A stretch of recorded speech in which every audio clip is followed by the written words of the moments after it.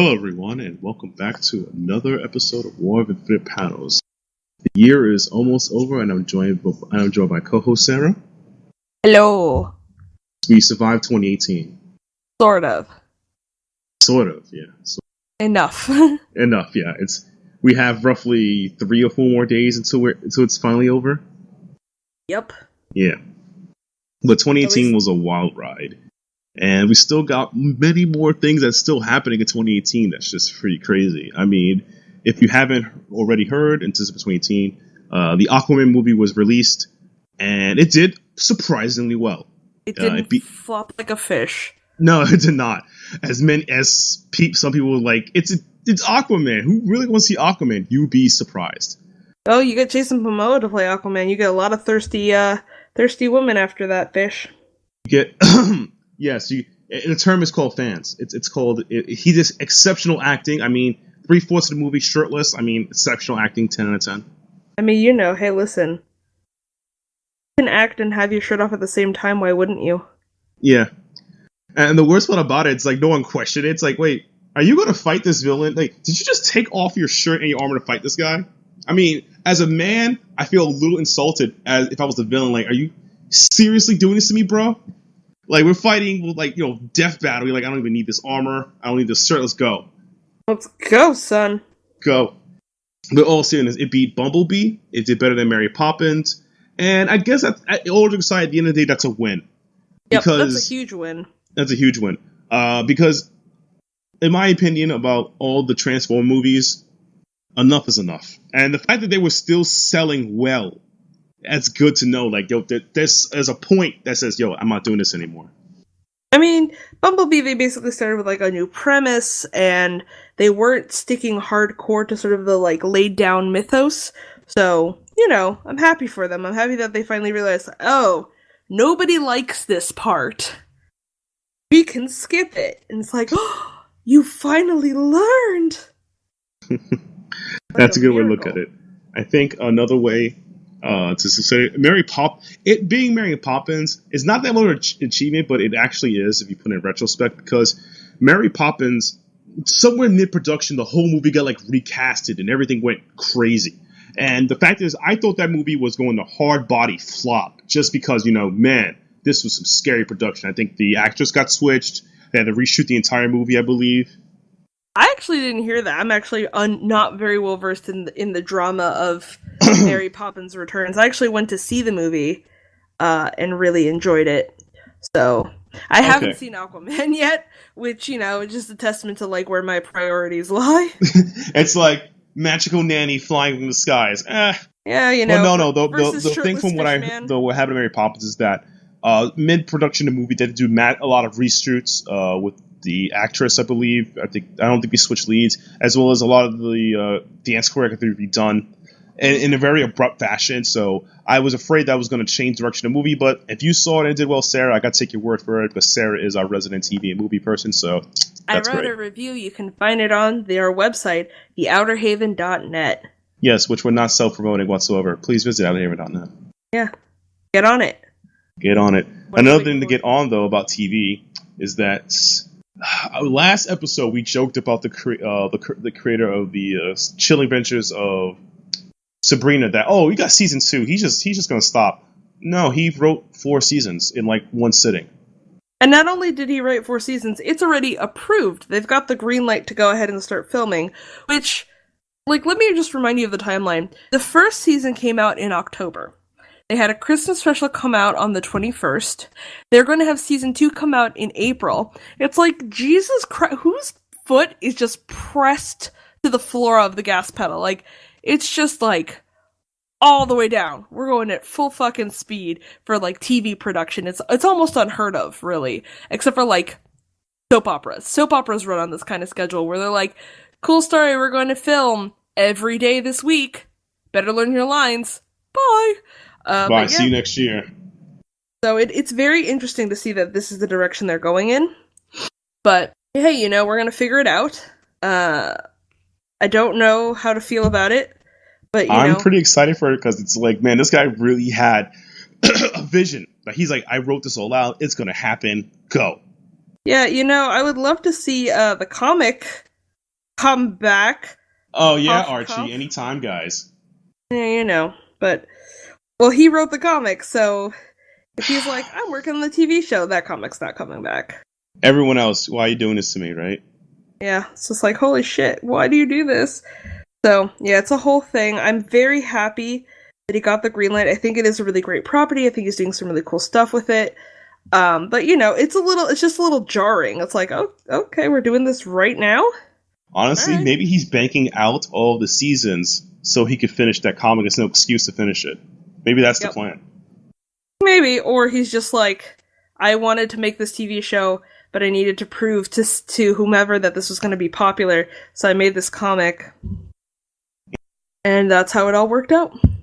Sounds like the plan. Sounds like an evil genius to me. And speaking of evil geniuses,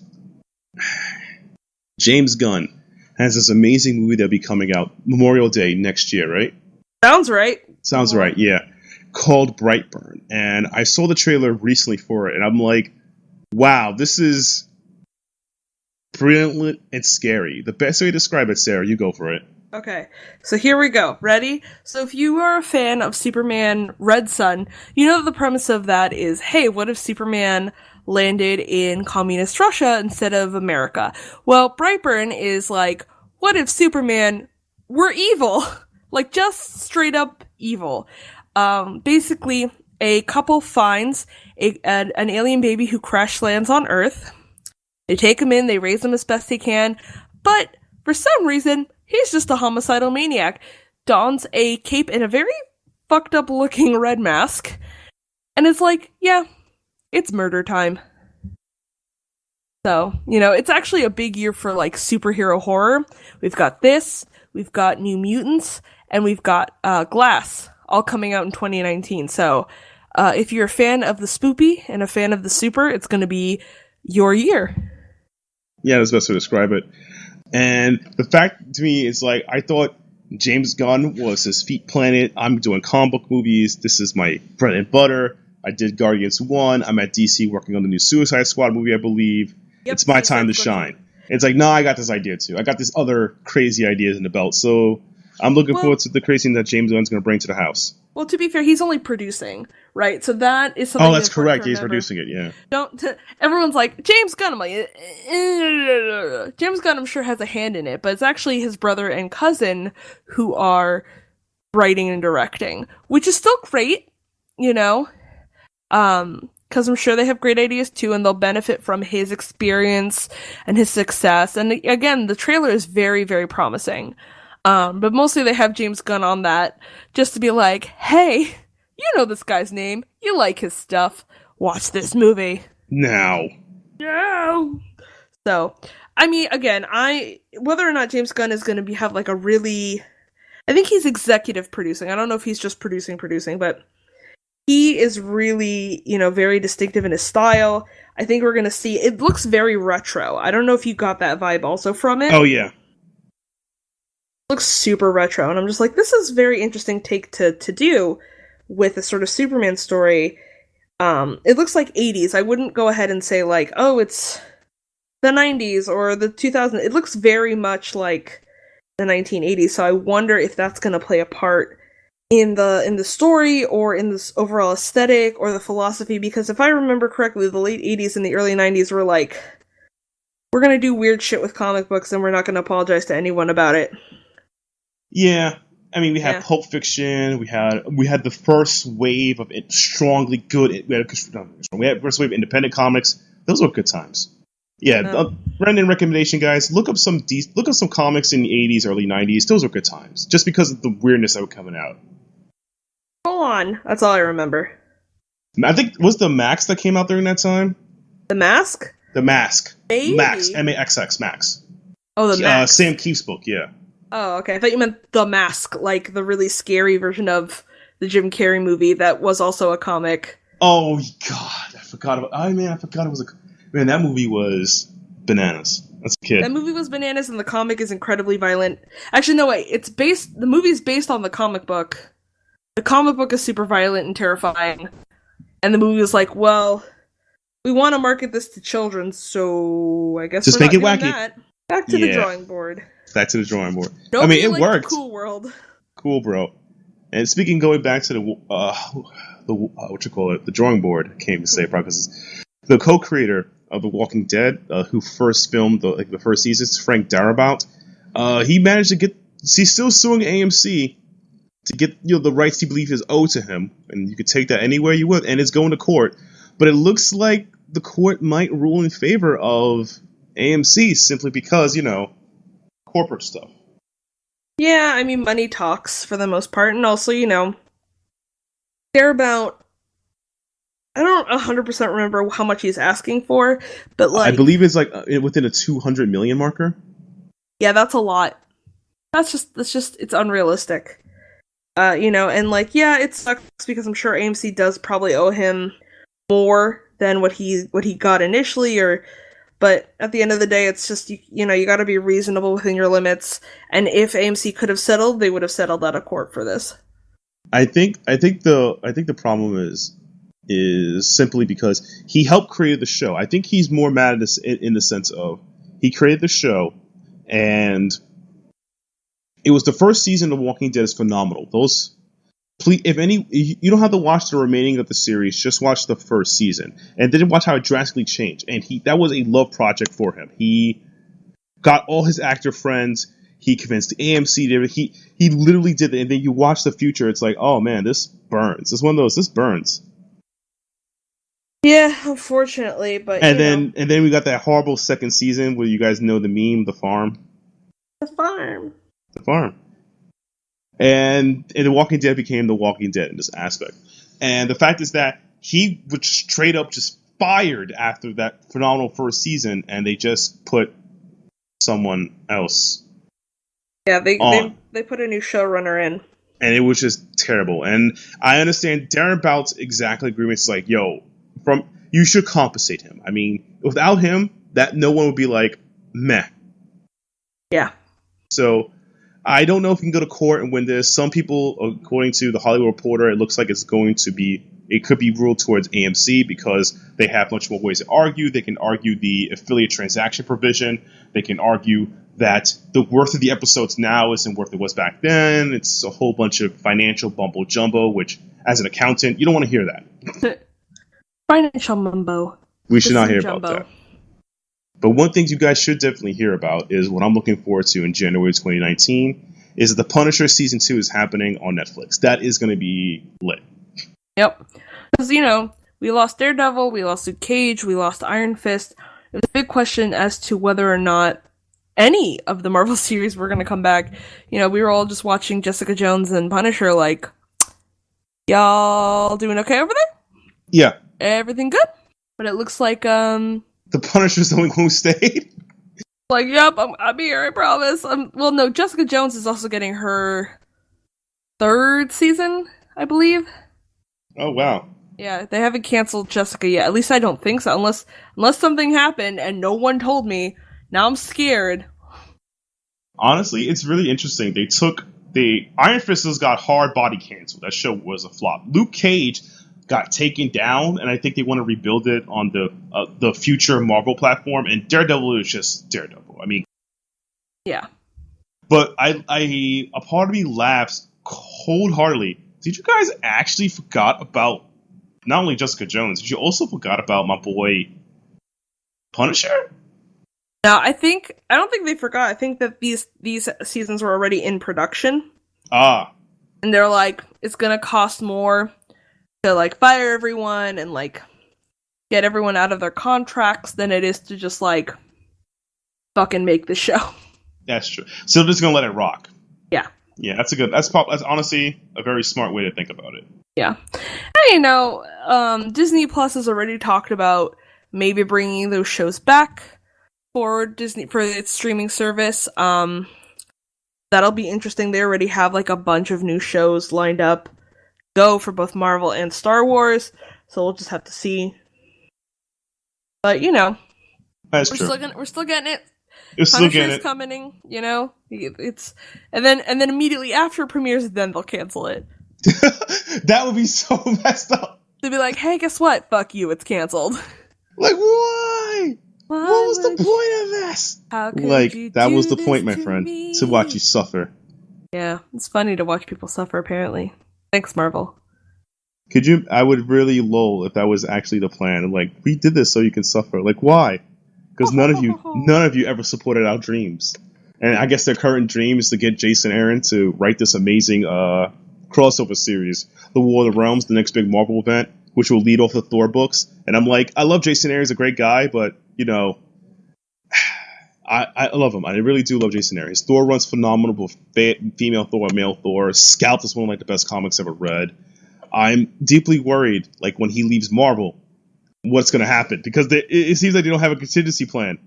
Yep. I mean, what can you do, though? Yeah, what can you do? I mean, Marvel's doing... It's interesting. I don't know if you also... I went to the comic book store today. Maybe side tangent. And there are a lot of issues that have the black back and, you know, the Stan Lee...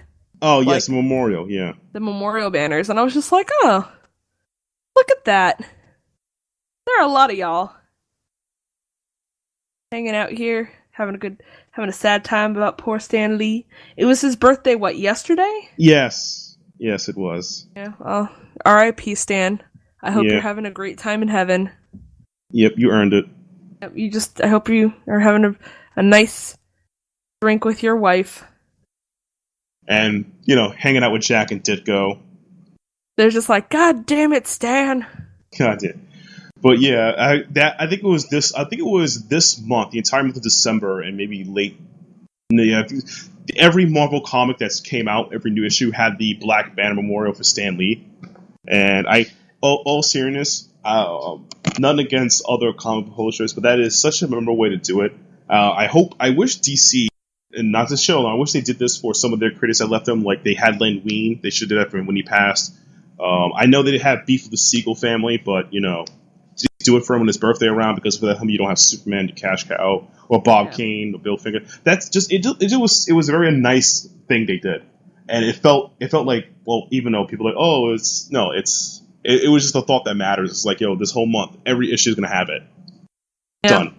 It makes sense. It's a nice touch. Yeah. All right. So, you know,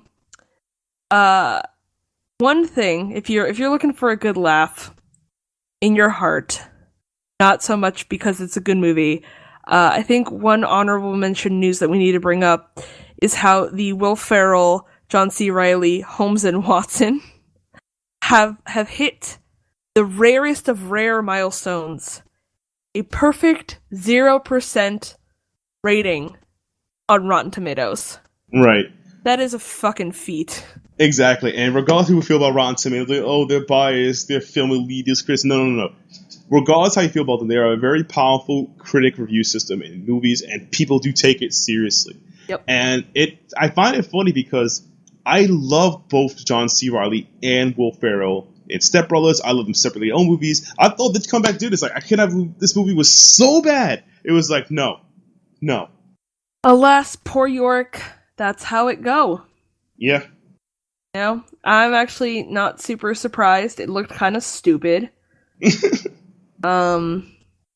But you know, it's just a fun honorable mention in a year that was already full of like some really weird news. Like, who'd have thought that like Aquaman would like top the box office? Yeah, it would be Holmes and Watson that got the 0. The infinite 0. If you turn it on its side, it looks like a 0. Yeah, this looks like that must be what the 0's for. Like, yes, it is. Yep. It's very sad, but you know, what can you do?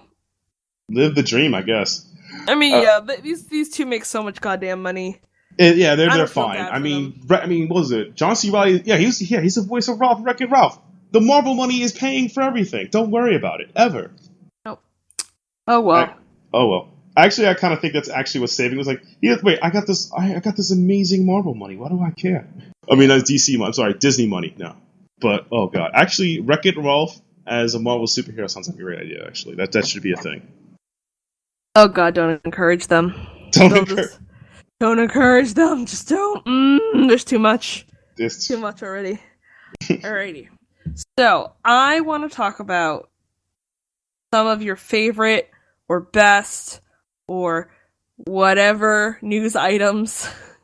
I think the best news items of 2018 was finding out that Joss Whedon was a POS. Oh yeah, Joss Whedon, fuck him.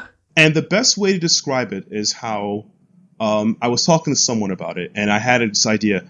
The reason why Joss Whedon, not only he's beloved and everything, the reason why he was able to write women so well is because he writes comic books, right? And the essence of comic books is that it's a fantasy.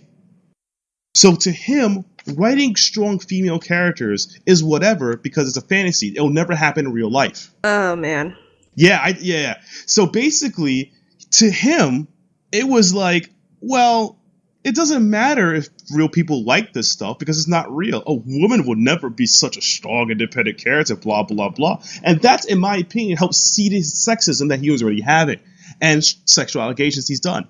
And when I put it together, it all makes sense in this, if you theory craft around that statement.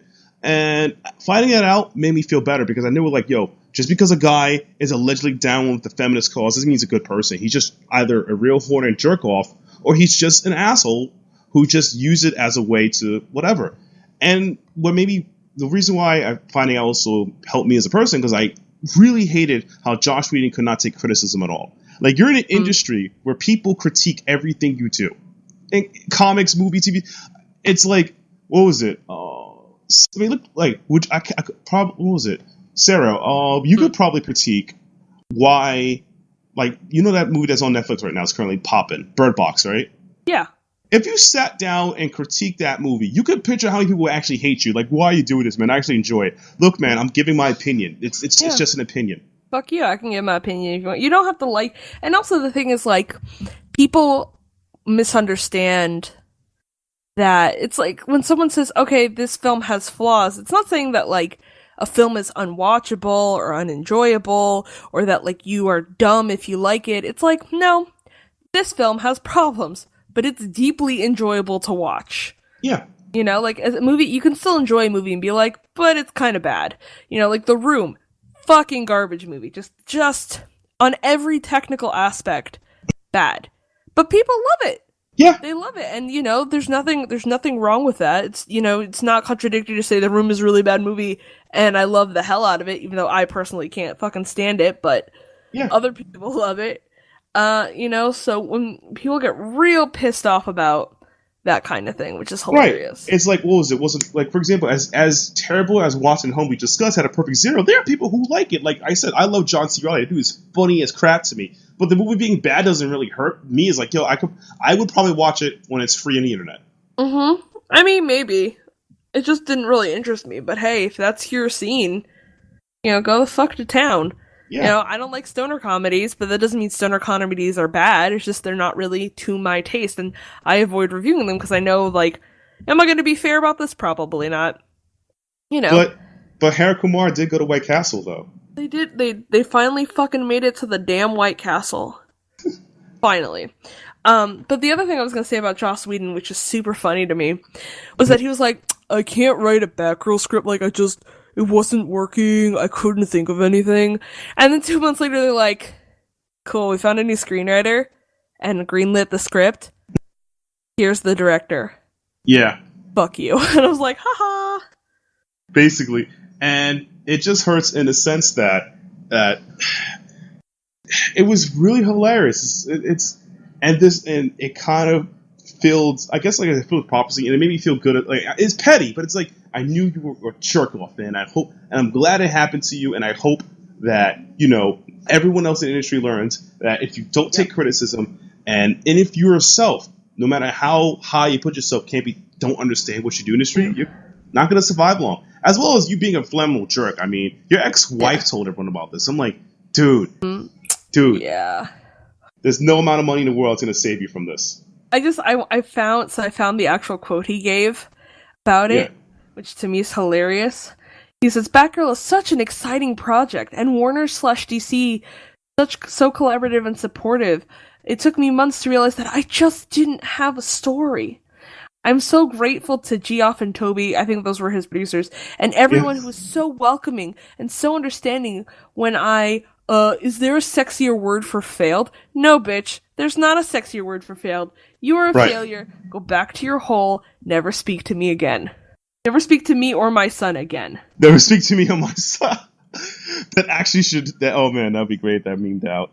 Just me holding a Batgirl figurine, don't ever talk to me or my son again. So yeah, I mean, the new project has Christina Hodson on. She wrote Unforgettable, which is basically ex-wife murdering new wife, which is fine. Right. And she also wrote the Bumblebee movie that just came out. So, and that's doing pretty well. So I think we have a pretty strong look ahead the Batgirl movie, which makes me really happy. So yeah, we're back at news. If you want to, we're back at news. Yeah. So another news thing I liked this year was some breakout creators that coming out the woodworks. I liked more like breakout series that came out. Rick Remender always being Rick Remender. So I love does everything. I think one thing that got me really happy, particularly Marvel, was this happened later in the year. But they got Fantastic Four back, and the first all issues of Fantastic Four have been out since Dan Slott's been on it were phenomenal. It's just that welcoming back, like, oh, the squad's here again. Like, everything is going to be okay. Like, they got the rights back, the comics are good again. And the first thing you do is they get Ben Grimm married. I'm like, all right, we're doing it. You're doing it. We're doing it big. Doing it live. And that was just pretty cool. Yeah. I guess that's good for comics. I mean, I could think of so many like new comics or things I've read. I want to probably, to me, like, for the big two, outside Jason Aaron being Jason Aaron is phenomenal. I'm really excited that Benjamin Percy still has a job.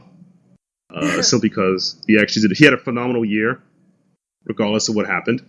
I mean, not what happened. He's been shuffled around a lot. They moved around like 5 different books. It's crazy. It happens to the best of us. Happens to the best of us. I'm also happy that Vertigo did not get canceled by DC. I had this never-ending nightmare that they're going to cancel that because they don't show any love to Vertigo as a printing press. So I keep thinking, they're gonna cancel them. They're gonna cancel these books, man. How dare they? That's the way I feel. I feel like this is gonna happen. They're gonna cancel the book, and then we're all gonna be in the trouble. We're all gonna be in the trouble. In the trouble, yeah.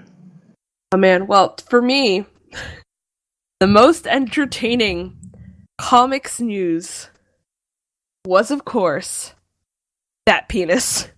Oh God, I love this story because it is the stupidest, most interesting story.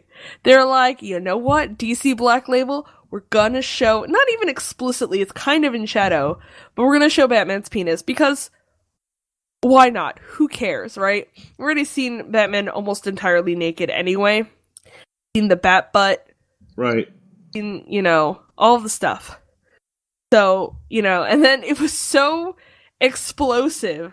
So just people who lost their goddamn minds about it so hard that DC's like, okay, in subsequent printings we're not gonna show it.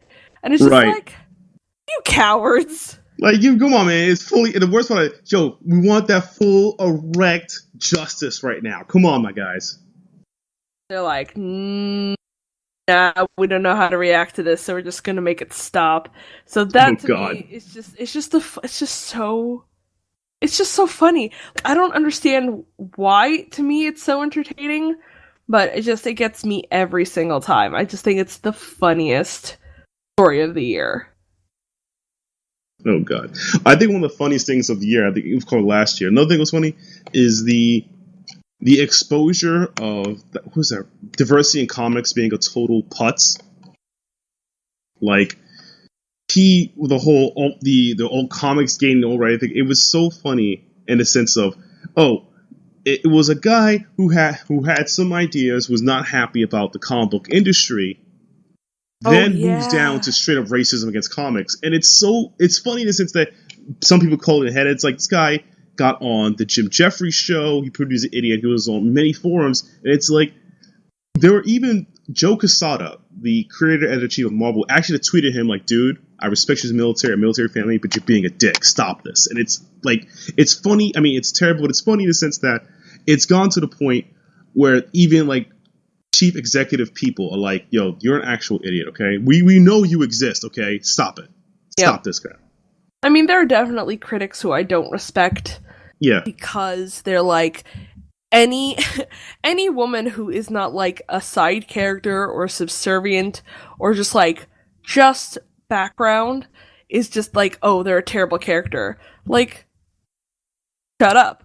Like, shut up. Like, and to me, it's like, I read a bunch of comics and I understand there's some female character tropes I don't like, and there's some female character tropes, like for Strangers in Paradise, I love that comic for its strong and favorite characters. I like, my favorite female superhero of all time is She-Hulk. Like, that to me is an ideal woman, but I'm not going to say, like, there's no other types. It's like, because, you know, strong, confident, sassy, green. Yes, I have a green. That's gotta have that green. Gotta have that. Oh my god. We don't need to know, buddy. We don't need to know. Yeah, but all seriousness, it's like, I like her as a character. Read the comics for a while. It's good. And if someone came up to me and told me that John Byrne's run of She-Hulk was very sexual in a way, I agree, it was. Like, do you see all those poses she did? Yeah, if you compare it to, like, Charles Soule's run or anything else, yeah, I agree with you 110%. But I'm not going to say to you, I'm not going to say to you, well, you can't learn to judge my comic book because you don't understand the history of comics. I always hated people when they say that and they're not talking about history. You're talking about my comics are the best, STFU. No. You should know that back in the day, some people were unaware of just things they were writing that were terrible. Like, it made no sense that, like, in, in the classic Nick Fury runs by Steranko, was a god, all the women were only there just to have sex with Nick Fury. That was it! Just get laid! And it's like, oh man, these comics are great. Are they just there to get laid? Do they do anything for the story? Nope. Oh man, this is not good. Who needs women in a story? Exactly. It's not even funny. It's like, I'm reading this, like, I'm reading this, you know, because I read older comics, reading this as a grown man, like, I don't want to recommend this to people. Yeah. And I mean, like, people who are like, oh, well, she's so perfect, like, I don't understand why she's like this, like, she has no reason to be. And it's, like, especially with characters like Rey from Star Wars, this is a little bit off the comic beat, but, like, be like, oh, like, I don't understand how, like, she can fly things and fight, like, it's so OOC. I'm like, the girl lived in a fucking junkyard, pulling apart ships and beating away people who would try to kill, murder, or steal from her. Like, listen, motherfucker. Also, if you can make that argument, make that argument for Luke Skywalker. How did he become a master? He lived in a freaking desert. He was a farmer. Yeah. He was a farmer. He had never fucking held a sword before. Are you goddamn kidding me? Exactly. Like, the pilot thing is whatever because, you know, yeah, he used to shoot womp rats in his whatever. I love that joke. I shot a womp rat like 10 no. Parsecs or I don't even fucking remember what the fucking line is. I would shoot wombats that size in my blah blah at home. You know, fine. That's good, but like, yeah, you're just, whenever it's a male character, it's like, oh, whatever, it's fiction, it doesn't have to be realistic. Whenever it's a female character, like, where's her resume? Yeah, where's her... I want her resume, I need to know why she has all these characteristics. And the worst part about it is that I personally do not like Rey because how some of the story elements are not my cup of tea for her. I feel she's too simple for a character. I mean, for her motivations. But I understand she can shoot her staff, her bow, the fact that she could fix a freaking ship. Like, she lived in a desert where she scavenged for her whole life. I'm pretty sure she could fix a freaking ship. Yeah, pretty sure that, like, got this. Yeah. She got this good. It's like, oh man, how do you know what parts fits in the ship? I was in a scrapyard, so yeah, that's fair. I destroyed or took apart hundreds upon thousands of ships. I have to know what parts are valuable, and to know what parts are valuable, I need to know where they are, and how to get them out, and how to put them back in. Not fucking rockets. I mean, it is rocket science, but it's not actually. Yeah, it's not the rocket science, sisters. Yes, exactly. So...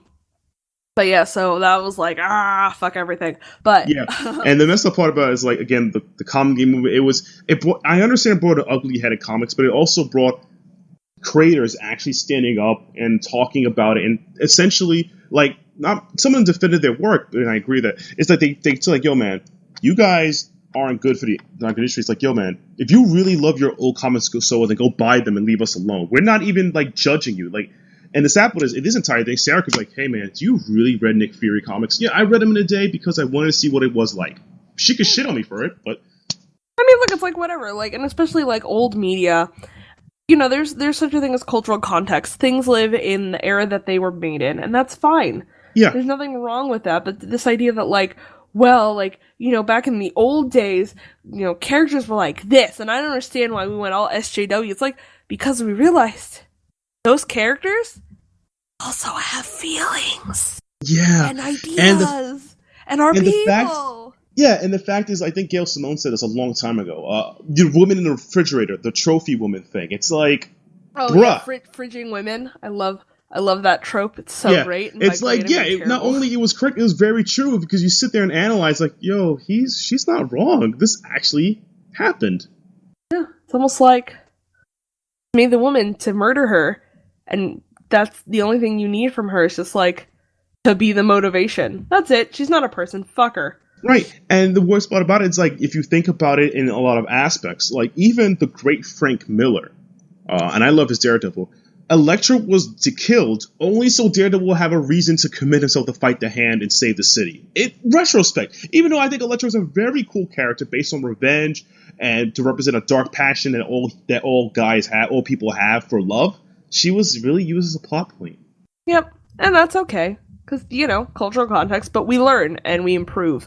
And if you don't want to get on the 21st century bus, you can just suck it. Yes! But, suck it good. Real good. Wait. So wow, that was a long deviation. At least we both agree that Commentate's happening was great for 2018, but we both hate those shits. I mean, god damn those people. Yep, they are the worst, but that's okay. I'm gonna bring it on back. Let's talk about what we're looking forward to in 2019. Oh man, 2019, I'm looking forward to some great comics in Marvel. I'm looking to see what the Valiant comics are going to do with Vita Alea on Livewire. I want to see what they're going to do with the remaining other books they have Niemczyk. I'm also very, very excited to see what will happen to particularly, I would say, a lot of independent people. I want to see, will the Hellboy movie coming out sometime next year, yep. Will Mike Mignola, I think he's currently away, but will he come back and give us brand new Hellboy stories? Because the Hellboy movie's back, so therefore, the checks are coming in. Let's get those Hellboy comics. Woo! Woo! Which is a terrible idea for them to be motivated. This check came in. My check is I also kind of want to see, honestly, I want to see more horror comics do well. I think this year, particularly 2018, we had a very limited amount of horror comics. We had a lot of suspense and psychology, like the Ice Cream Man and Plastic. And Imaginary Fiends. And Imaginary Fiends, yeah. But I don't think we had a lot of solid horror comics this year. I think I can say that. I think 2019, I think they're going to do the Infidel TV show. Ooh. So. Wow, I can't believe we got there. Yep. That is cool. I'm very excited for that. I think for me, 2019 is going to be a good year for horror, actually, because like I said before, we're going to have a lot of really cool horror movies coming out that are comic-based. Specifically, I'm really interested in watching New Mutants, which is based on an X-Men comic, which I don't remember the name of right now. I believe it's based on New Mutants. It's based on a bit of Legion from a character from. No, Legion has his own show. I don't. Think Legion's own show. Oh wow. Okay, I thought he was in. You didn't know Legion had its own show. It had a second season and everything, man. Ooh, nice. On my dab. Let's see. New Mutants. Some of it's based. I don't know which particular New Mutants is based on because there is the. I'm finding it. Hold on. All right. It might just be the New Mutants comic. It might be just New Mutants in general, but the New Mutants comics that was done by Chris Claremont and Bob McLeod wasn't that horror. It was just like, here are the New Mutants. Watch them punch things. Watch them punch bullshit into the ground.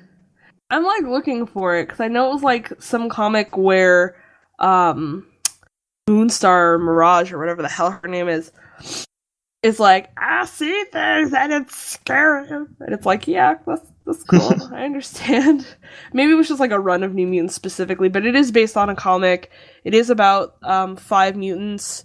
If I remember correctly, it's Magic, Wolfsbane, Sunspot, Mirage, or Moonstar, whatever her name is, and I want to say Cannonball. I don't remember. Or was it Speedball? Speedball. Anyway, they're all in a school, it's haunted, or their powers are going berserk or something, and it looks really good. It was supposed to come out this year, it went into reshoot hell. Yeah. But hopefully, now we'll be able to see it, and it will be awesome. Yes, it will. So, yes, that is one thing I'm really excited for, and I hope is good. Wicked and the Divine is going to end in 2019. Oh wow! Actually, like this is a real no more jokes. No more jokes. 1 second, excuse me. This room gives me allergies. You have to edit that out. Yeah. So Wicked and the Divine will be donezo as of 2019, which sucks because I love it. Saga, I don't think it's coming back yet. Is it, or is it gonna come back in 2019? I think it's still currently in hiatus. Yeah, that sucks. So hopefully they will come back, because otherwise I will just be truly and utterly destroyed with that really sad-ass ending. Though I'm kind of a little Saga burnt out, because I feel like, simply because it's a great comic, I recommend people check it out, but the more and more you read Saga, the more and more you realize, not the comic's being rushed, it's that it's kind of hitting that blood from a stone thing where there isn't, I don't feel as much story space you can go anymore with this. And it's not, oh, this book is bad, lol. Like, no. I think it's kind of hitting that, I don't think we'll go anywhere with this anymore. Yeah, I think ultimately they only have a couple issues left in them. That's just like a fact. Yeah. So, we'll see. But, there's always cool new things to come out in 2019. Yeah. I feel like, though, 2019 is going to be a solid year for comics and TV. If anything... it's also going to be dope as hell for movies. We've got Captain Marvel, Avengers Endgame... Yeah. The Avengers. Avengers Endgame came out, like, literally, we're like, oh man, when do we have to wait? 2019? Yeah! So that's gonna be fun. Yeah, Captain Marvel's March, and then Endgame is late April. There is Brightburn. Obviously, we talked about that before, is coming out. Yep.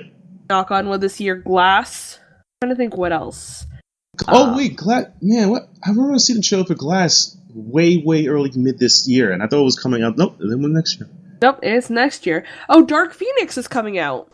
Dark Phoenix. Okay, I've got a list. This is a long ass list. Are we ready for the 2019 movies? It's gonna be Captain Marvel, Avengers Endgame, Dark Phoenix, which, whoo boy. Let's see how they handle that shit. Oof. Shazam! By Jeff Johns. Oh yeah, Shazam. Yeah. That's actually the one DC movie that I saw the trailer and was like, okay, I have faith in this one. I have honest to God faith in this one. I think Jeff Johns is at helms with this, so it's gonna be. I have faith. Yeah, and Zachary Levi embodies this sort of childishness of the character really well. It just looks super fun. It just looks like a freaking hoot. Then we have the still pretty mysterious Spider-Man Far From Home, which we know nothing about, really. Which is like, who the fuck knows? Gambit is supposed to come out this year. Development hell. That'll be weird, but we'll see. Glass, New Mutants, and Hellboy, which we talked a little bit about before. The trailer came out actually this month. Yeah, I'm excited for that. Yeah, it should be good. And that one's coming out in January. They released it very close to the release date. And I kind of have to wonder why. Maybe it's not very good. They don't usually do that unless, They lost all hope in mankind. They lost hope in the movie, not so much mankind. Oh, and Joker is coming out at the very end of this year in October. That's going to be a really weird one. That's the one with Joaquin Phoenix playing. Yeah, I didn't see. A part of me. There's nothing really on it right now. Yeah, a part of me is like actually stroking my chin as you say that, because you meant I didn't see much work slash quote quote hype for that movie, quote unquote. Yeah, and I noticed, I don't know. I think that DC, this is the first time I can say this in a while, I think DC is actually afraid of their mainstream properties such as Batman and Superman, but they're willing to take the risk on like Wonder Woman, Aquaman. I mean, I don't know if they took a huge risk on Aquaman, let's be real here. Yeah. I mean, you know, they're not making a cyborg movie, which is weird. Yeah, I thought the sad part is I think that would have actually worked this day and age. Yeah. I don't know, maybe they were just, isn't he going to be in something? I guess if they make another Justice League. No, I forgot if they were going to make, there's like a movie, I thought I saw it, but you know what? Maybe it was animated and it therefore does not count. Animation? Apparently there is going to be a Cyborg solo movie in 2020, but that's not 100% confirmed yet, so nobody knows. Nobody knows the movie that I make. Nobody knows my schedule. I mean, honestly, if they're not going to make it, I'm not fucking heartbroken. They're making Suicide Squad 2. Yeah.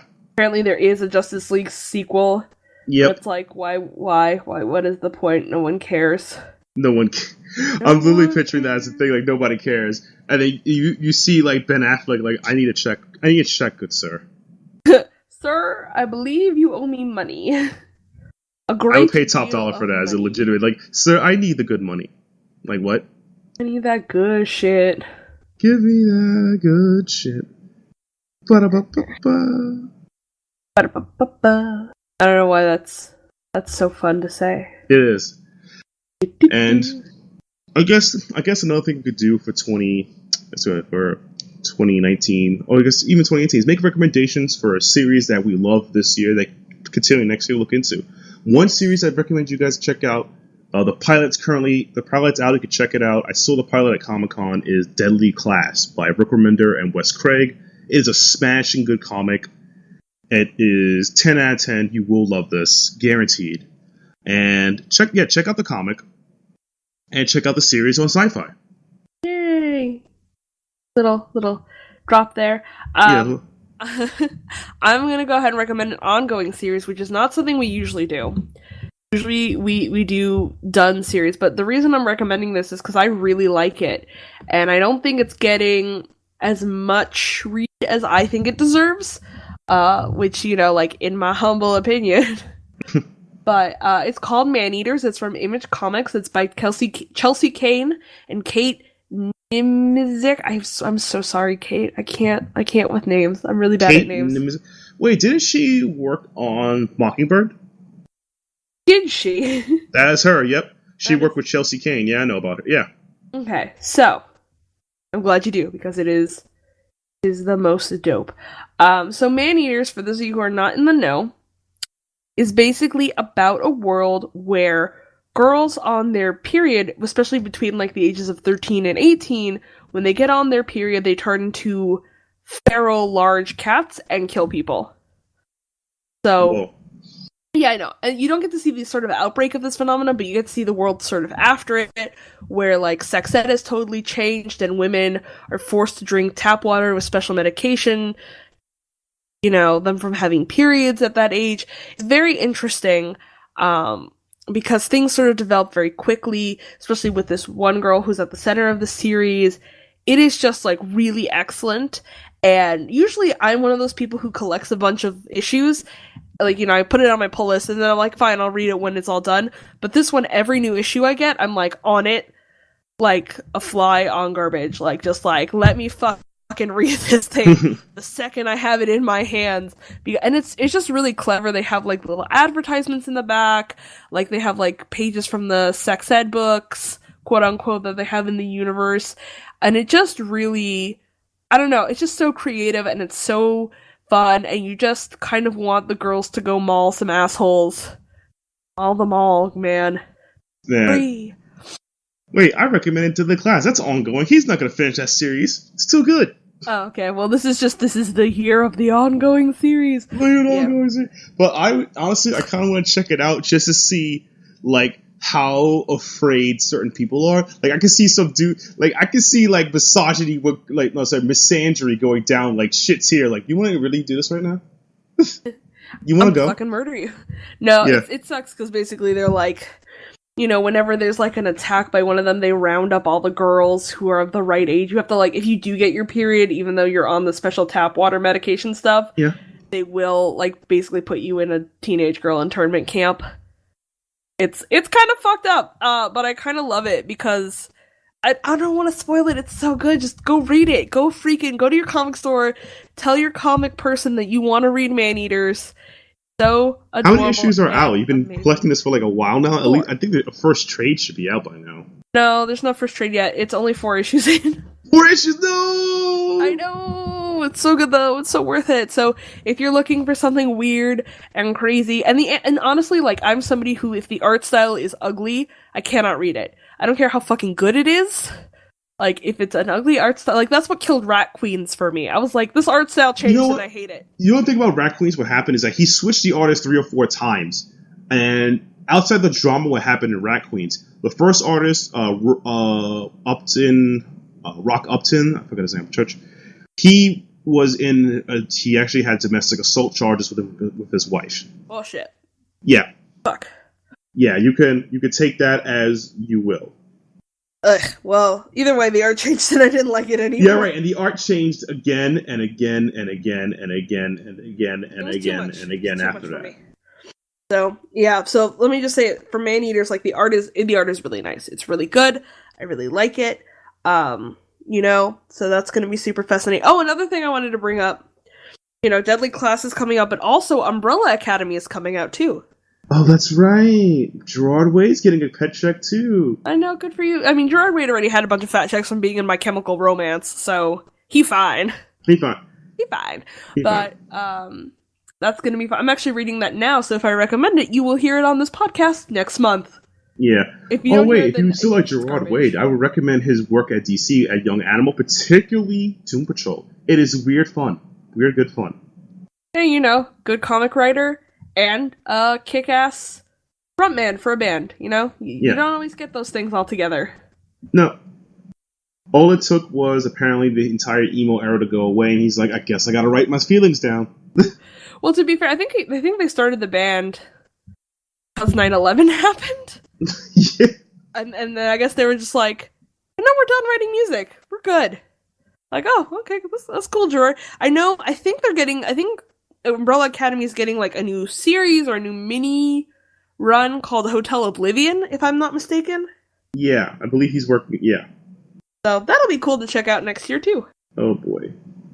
Well. Good year. I think that's a good place to stop. Good place. I hope you are so far having a good end of 2018, start of 2019. Yep. And, like I said, I hope you guys have a healthy and safe New Year's. If you guys haven't done already, please give us a follow on Outerhaven.net.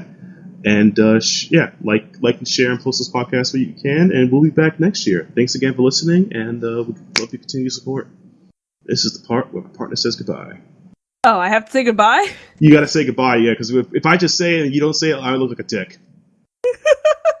And okay. That would be, I'm sorry, I'm reading my Josh Whedon script here.